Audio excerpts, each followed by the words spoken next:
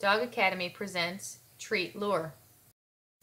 The treat lure is a simple idea. Simply lure your dog with a treat and then reward him when he achieves the behavior you requested, hence the name, Treat Lure.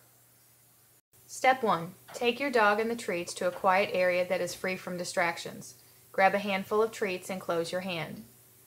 Step 2. Place your closed hand on your dog's nose. He will pick up on the scent and begin sniffing. Step 3. With your dog focused on your treat hand, begin to move your hand slowly around the level of his nose. Step 4.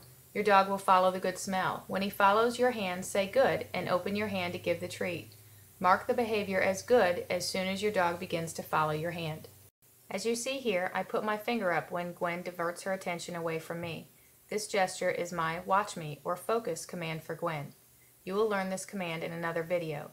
Both the treat lure and the focus or watch me command work together to teach your dog to remain calm and hopefully seated, yet still be alert and attentive for the next command.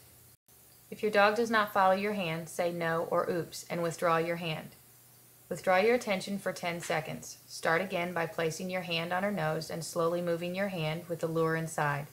Reward her for following the treat lure. What can you do with the treat lure? Everything.